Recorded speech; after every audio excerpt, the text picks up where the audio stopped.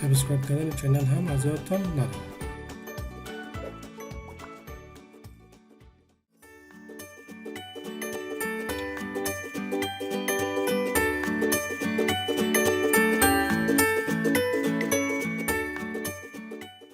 گودر مفصلی مسلسل با دو مفصل داریم. این رو میخوایم که تحلیل کنیم. در قدم اول در فایل مینو می نیو مدل، در این قسمت برایش initialize model from default with units یا واحدات سیستم قبل تو enforce متر انتخاب است و سوال ما هم همین واحدات است و اگر متفاوت می بود ما میتونستیم که واحدات دیگر هم انتخاب کنیم و چون نظر به سوال می انتخاب است ما رو میمونیم تو enforce متر میمونیم و بعدا در تمپلیت بیم میایم. در تمپلیت بیم میامدیم این حاله در قسمت در این سوال ما که ما دو مفصل داریم که در جایی که مفصل داریم ایره هم ما یک اتکا فرض میکنیم. پس به او اساس وایه ها را حساب میکنیم که با مفصل چند وایه می داشته باشیم که نظر به شکل 1 وایه، 2 وایه، 3 وایه، 4 وایه، 5 وایه. پس نمبر آف اسپن ما برش 5 میدیم و اسپن لنت ما که از فرق میکنه. پس به او اساس ما میایم در use custom grid spacing and locate بالای edit grid کلیک میکنیم. در این قسمت میایم بالای spacing اندازه را از طرف چپ به راست میتیم. یعنی وای اول ما نظر به شکل وای اول ما 10 متر است، وای دوم ما که تا مفصل داریم 2 متر است، پس وای بین دو مفصل ما 5 متر است، وای بعد از مفصل ما 2 متر است و وای انجامی هم 10 متر است. این انتخاب میکنیم، بعدا برش میگیم که اوکی و بعدا برش میگیم که اوکی. هم به شکل 3D برای ما نشان میده، هم به شکل 2D. شکل 3D را آف میکنیم و شکل 2D را میمونیم. در رابر بند زوم میایم، امیسا را به خود زوم میکنیم و نظر به شکل که میبینیم یک اندازه ما 10 متر آمده، دیگه اندازه 2 متر، دیگه اندازه 5 متر، دیگه اندازه 2 متر، یک اندازه 10 متر نامده.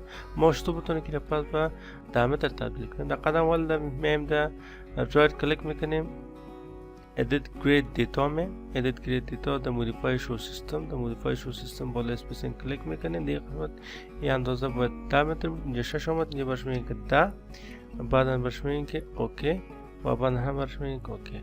حال نظر به شکل ایسا با گریدی که در پشت سر بود او برای ما فاصله خود تغییر داد، یعنی از یک محور تا دیگه محور فاصله حالا 10 متر است. اما گادر ما که اتکایش هست در جایی که بود در جای قرار داره. حالا ما باید گادر هم انتقال بدیم، اتکای گادر هم باید ما انتقال بدیم که بالای اتکا کلیک میکنیم، میایم در ادیت مینو، در ادیت مینو بالای کماند موو، در کماند موو امتداد یا طول گادر به امتداد محور x است. پس ما در محور فاصله x فاصلهش 4 متر اضافه میکنیم، چرا که طول 6 متر اضافه کرده بودیم در اول 4 متر دیگه برش میدیم که 4 و 6 10 متر شد. این 4 متر میگیم به استقامت محور خانسا یا به استقامت محور x است. پس این 4 انتخاب میکنیم، برش میگیم که اپلای و اوکی. حالا فاصله تا قسمت اتکای متحرک آخری هم با محور F1 منطبق شد و شکل ما نظر به شکل هندسی که داشتیم 10 متر، 2 متر، 5 متر، 2 متر و 10 متر ترتیب شد. حالا نظر به شکل که شما میبینید اینی دو اتکا که است، اتکا در اصل لیس و مفصل است. هر دوش ما سلکشن میگیریم و با مفصل تبدیلش میکنیم. هر دوش سلکشن میگیریم، در اساین مینو میم، در اساین مینو در جوین، در جوین در رسترین، در رسترین بالای نو رسترین کلیک میکنیم و بعد نرمش میگیم که اپلای و اوکی. از این بابا در قسمت منبر وسطی را انتخاب میکنیم.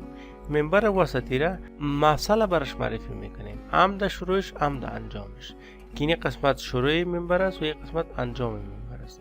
یعنی در مفاصل که است مومنت همیشه صفر است. پس به او اساس در این قسمت برش ما مومنت ها را صفر میکنیم و مفصل معرفی میشه. که در قسمت اساین می در اساین در فریم می، در فریم ریلیز پارشل فیکسیتی می، در ریلیز پارشل فیکسیتی چون خود مستوی سیستم ما x و z است.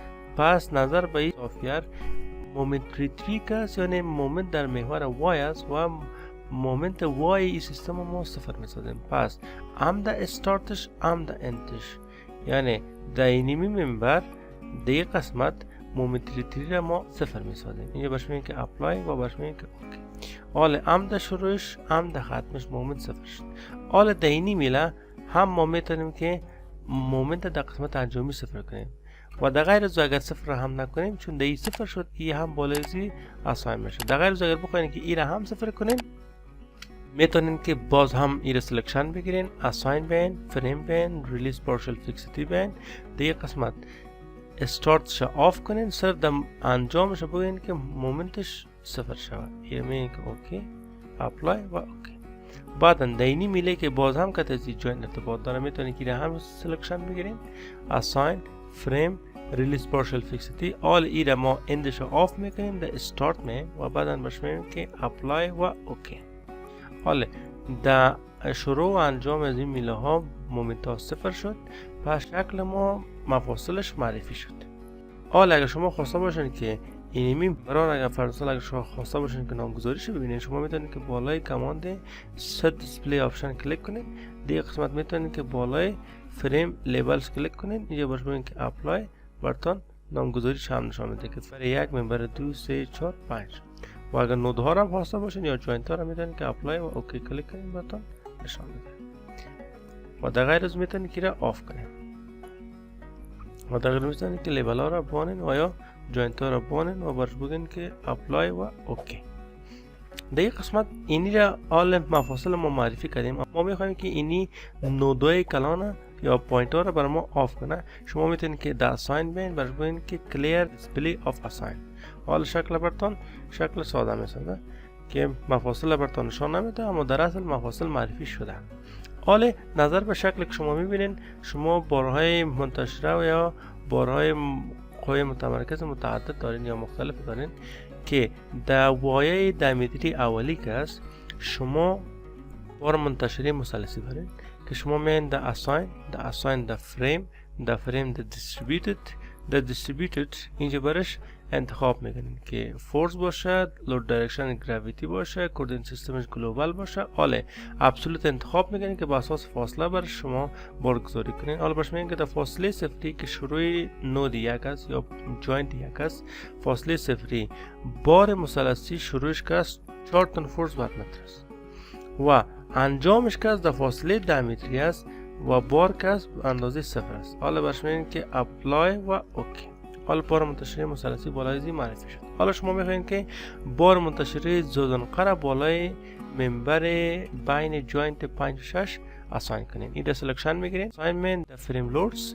دیگه قسمت برش میگین که دیستریبیوتد دیگه قسمت این شما میتونین که برش بگین که reset to default values که بارا را براتون صفر کنه یعنی پاک کنه تا که شما با کارتون ساده شود. باز هم ابسولوت مین بعدا برش میگین که در فاصله صفری که جوینت 5 است یا شروعی منبر است، یا برش میگین که بار منتشر نظر به شکل ما 3 تن فورس بر متر داریم و در فاصله دیامتری بار منتشر به اندازه 6 تن دارین. ایده بر 6 تن انتخاب میکنین، بعدا برش میگین که اپلای. حالا اگر شما ریپلیس بگیرین یا اد بگیرین فرق نمیکنه، چرا که او بارگذاری بار منتشر مثلثی را بالای منبر بین جوینت 4 و 2 کردین. این علیحده منبر است و این علیحده منبر است. پس اگر ریپلیس بگیرین یا اد تو اگزیستنس بگیرین فرق نمیکنه. پس برش میگین که اپلای و اوکی. پس ام بار منتشر مثلثی شد، ام بار منتشر زدنقه شد. در این قسمت وسطی یا اوورهنگ بیم در گودره مفصلی مسلسل یک قسمت شما یک بار منتشر مستطیل دارین که شما میتونین که بیاین در بالای اساین فریم لود دیستریبیوتد دیگه قسمت بالای ابسولوت کلیک میکنین یا reset from to default values میگیرین. reset form to default values ایره پس ابسولوت انتخاب میکنین. حالا چون بار منتشر است از جوینت 3 تا به 4 یکسان است، پس شما میتونید که برای بگین که در یونیفرم لود و بار شما بگین که 4 تن و بعدا برای بگین اپلای و بعدا برای بگین که اوکی. حالا بار منتشری مثلثی زودنقه و مستطیلی اساین شد. حالا ما 2 پوینت داریم در نقطه انجامی منبر بین 2 4 جوینت های 2 4. حالا این قسمت سلکشن میگیرین، اساین میگیرین، فریم لود پوینت دیگه قسمت ابسولوت کلیک میکنه. حالا برش میگین که در فاصله 2 متری که جوینت 3 میشه، البته 4 بار منتشر است، جوینت که از جوینت 3 است. در فاصله 2 متری پوینت لودی که ما داریم به اندازه 5 تن فورس است. حالا برش میگیم که اپلای و اوکی. و بعدا شما ممبر بین جوینت 4 و 5 انتخاب بکنین، یا میتونین که بین بگین که دیسپلی آپشن جوینت آف کنین، لیبلز آن کنین، حالا بگین که اپلای و اوکی. حالا شما میخواین که بالای ممبر 4 شما بارگذاری کنین، این رو سلکشن میگیرین، اساین فریم پوینت.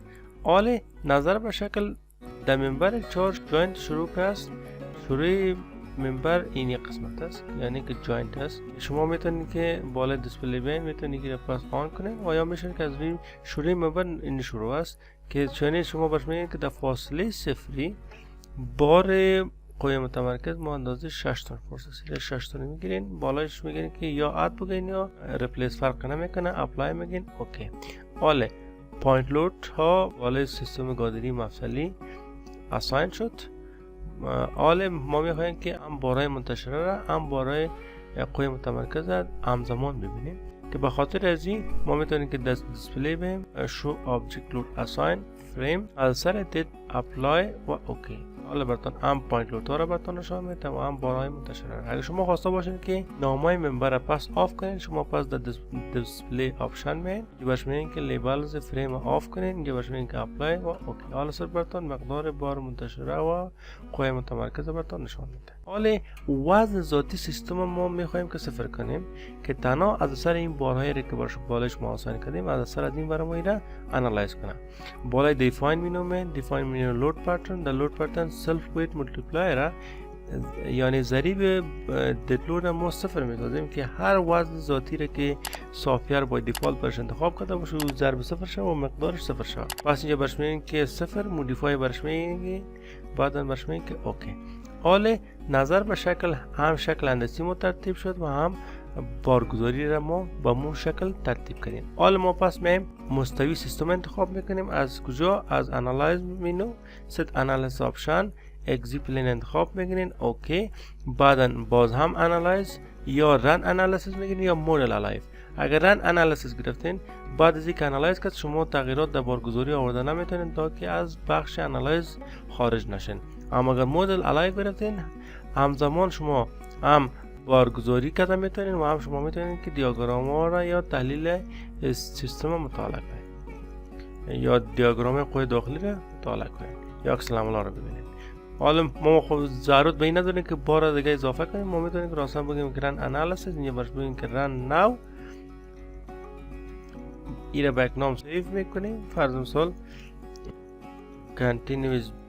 continuous beam with hinge.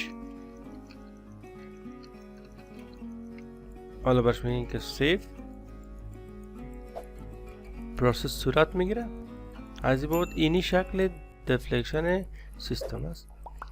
حالا اگر شما خواسته باشین که عکس العملش چک کنین بالای این قسمت یا در دیسپلی مین برش میگین که شو فور استرسز، اینجا برش میگین که عکس العملش برام نشون میده. یا از سر دید که ما انتخاب کردیم برش اپلای و اوکی. حالا عکس العمل رو براتون در 4 تکان نشون میده. اگر خواسته باشین که دیاگرام شیر فورس مطالعه کنین بالای شیر فریم کیبل تندنس یا اینجا یا از دیسپلی مینو شو فور استرسز فریم کیبل تندنس اینجا برش میاین بالای شیر تو کلیک میکنین. اگر خواسته باشین که سیستم شرقی براتون نشون بده یوزر دیفاین انتخاب میکنین. اینجا برش یک ضریب میتین، یک مسکل برش انتخاب میکنین، شو ولیوز میگین یا شو فیل دیاگرام میگین، اپلای و اوکی. اسکیل زیاد شما میتونید که -0.05 اپلای کنین اوکی. این شکل دیاگرام شیر فورس است. و اگر خواسته باشین که اسکیل کم دیگه تغییر بدین اسکیلش شما میتونین که در دیسپلی بین شو فور استرسز فریم کیبل تندنس اینجا برش میشه برش فرض مثال برش بگین که نو اپلای و اوکی. این شکل دیاگرام شیر فورس.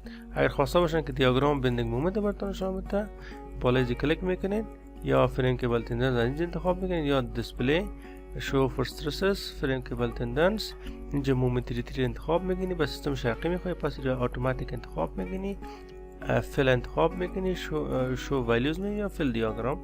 که شو ولیوز اگر شما گرفتین باید براتون صرف تنها هم ارقام نشان میده هم دیاگرام. اگر فیل دیاگرام گرفتین تنها براتون شکل براتون نشان میده و خلاص. و در مومنت که است مهمترین بخشی است که در کدام قسمت انساج کش میشه، علامه مثبت منفی مطرح نمی باشه. حالا باش میگیم که اپلای و اوکی. این شکل دیاگرام بندینگ مومنت است و ما در این دو قسمت ما مفصل داشتیم که در هر دو قسمت اینجا ما مومنت ها صفر است. یعنی اگر شما بالا یک لفت کلیک یک رایت کلیک اینجا که شما بین مومنت در نقطه ختم منبر ما که سایه و برهنگ بود در فاصله 5 متری هم مومنت صفر است و هم در فاصله شروع منبر هم صفر است و در مفاصل مومنت صفر می باشه که در سوال هم برای ما اینجا صفر نشان داد. و اگر ما این منبر هم انتخاب کنیم یک لفت کلیک یک رایت کلیک کنیم یک قسمت هم سعی کنیم در نقطه انجامی که است 5.32 ضرب 10 به نمای منفی 5 ضرب 10 به نمای منفی 5 یعنی که 0.00 یعنی که هم صفر است. و اگر شما خواسته باشین که شو مکس براتون نشان بده در قسمت شوی مکس براتون در اینمی منبر براتون نشان بده که 30 متر از سر بار که بالش عمل کرده است و به این ترتیب اند آی شروع سیستم براتون نشان میده همون بخشای شیر مومنت و دیفلکشن و جی اند هم که از نقطه انجامی حال میشه که برش بگیم که دن.